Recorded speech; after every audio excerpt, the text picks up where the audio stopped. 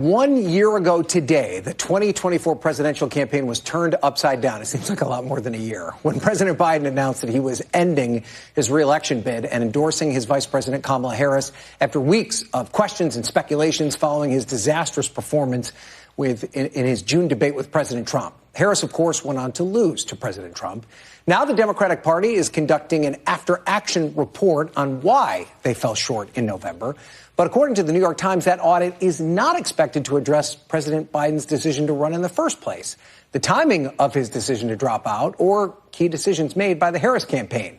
That's according to 6 people briefed on the report's progress. Quote, party officials describe the draft document as focusing on the 2024 election as a whole, but not the presidential campaign, which is something like eating at a steakhouse and then reviewing the salad. Joining me on set is Rhonda Colvin. She's a senior congressional reporter at The Washington Post. Anthony Coley, former Justice Department spokesman under President Biden and an NBC News contributor.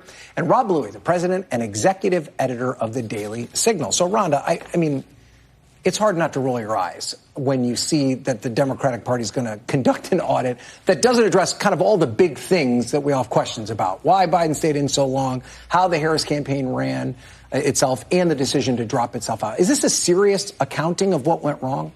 You know, I guess we'll have to leave it up to the Democrats and their voters to decide if it's serious and warranted for a time like this. But what I keep thinking of is that, you know, on one hand, Trump is such an unconventional candidate, right? Mm-hmm. People even drop from his own party if they can't run against his brand of or run with his brand of politics. So in order to audit what went wrong with the Democrats, it seems like something that just can't possibly really be done in a satisfactory way. Mm-hmm. So there's that on the one hand. But on the other hand, you think, given the fact that, as you said, a year ago, the former President Biden decides to drop out, you had another candidate who you might want to look at that campaign to see what happened along the timeline of why she did not carry it through, because she was well-funded around this time last year. So it seems like that would serve Democrats better if they did look at what they can understand, but also understanding that Trump is so unconventional, it's sort of hard to decide what went wrong. Right. So, Anthony, maybe the Democratic Party doesn't want to answer some of these tough questions, but the president's son does. Listen to what Hunter Biden has to say about that period of time. I know exactly what happened in that debate. He flew around the world, basically, in the mileage that he could have flown around the world 3 times. Yeah. He's 81 years old. He's tired as They give him Ambien to be able to sleep. He gets up on the stage, and he looks like he's a deer in the headlights. I kind of feel like that's what people were concerned about, that he was 81 years old and he was as tired as he said. I mean, so is that... A lot of things can be true here. So he was 81 years old, and he did take 2 trips back and forth from Europe. I give him that. That's not why he lost the race, though, right? You can have the best message in the world. You can have the best policy agenda in the world. But at the end of the day, if you don't have a trusted messenger, somebody that voters think can go the distance, somebody who has stamina, then you're going to lose. And that's what happened on the presidential level in 2024. And I think what Hunter Biden didn't say is that people started losing confidence in Joe Biden, whom I love, who I work for in his administration, right after the Afghanistan debacle. Do you remember that? It was August of 2022. Like, his polling never recovered after Afghanistan. And people voted for Biden, right, because of competence, in part because of competence. And so the midterms, I think, gave the Biden team a little more confidence than they should have had, but that was the moment where he really should have bowed out, and we should have had a robust primary process. But let's get back to Hunter Biden, Rob.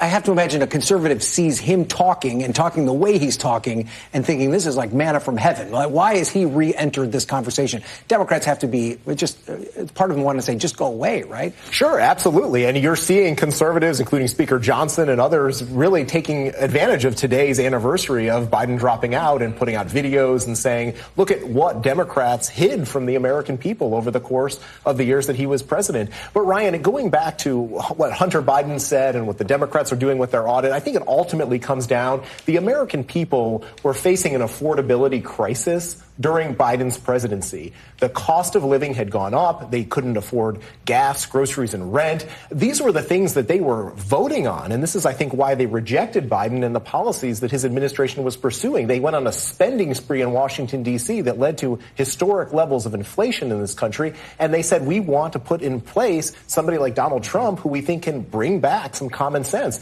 And that's ultimately, I think, what Republicans will be judged on in next year's midterm. Okay, so let's make that point, because that, I think, is what the administration would want the perception to be of what's happening in the White House right now.